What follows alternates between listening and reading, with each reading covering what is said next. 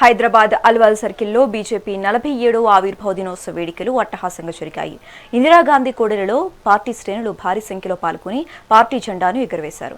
రాబోయే ఎన్నికల్లో ఈ 6 డివిజన్లలో బీజేపీ గెలిపే లక్ష్యంగా ప్రతి కార్యకర్త సైనికుడిలా పనిచేయాలని బీజేపీ రాష్ట్ర కార్యవర్గ సభ్యులు చింతల మాణిక్యారెడ్డి పరంకోసం మాధవ్ పిలుపునిచ్చారు. ఈ కార్యక్రమంలో పలువురు బీజేపీ నాయకులు కార్యకర్తలు ఉత్సాహంగా పాల్గొన్నారు.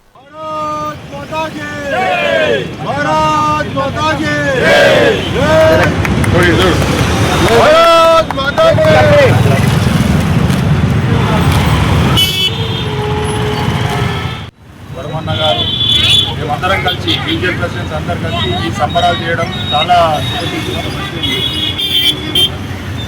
ఇక్కడ ఈ సర్కిల్లో ఇప్పటిదాకా డివిజన్ నుండి 6 డివిజన్లు ఈ భారతీయ జనతా పార్టీ స్థాపించినాక ఈ ఫస్ట్ టైం ఇది ఇప్పుడు 6 డివిజన్లు అయినాయి కాబట్టి రేపు వచ్చే జిహెచ్ఎంసీ ఎలక్షన్స్లో కూడా 6 మేము సాధిస్తామని మేమందరము డిసైడ్ అయ్యి ప్రోగ్రామ్ చేస్తూ ఉన్నాము.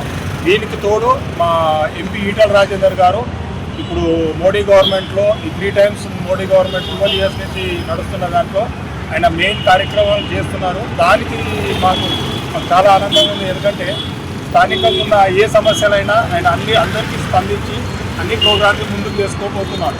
Thank you. మా నలుగురికి ఇవ్వడం చాలా సంతోషకరం. అదే మల్కాజ్గిరిలో కాబట్టి అయితే మా అల్వాల్ నుంచి ముందు రావడం చాలా సంతోషం. ఇప్పటికైనా సీనియర్లు గుర్తించి పవనికి చాలా పార్టీకి ధన్యవాదాలు చెప్తున్నాను. ఈరోజు కూడా మన పార్టీ పుట్టినరోజు కాబట్టి అన్ని డివిజన్లలో జెండా ఎగరేయడం జరిగింది.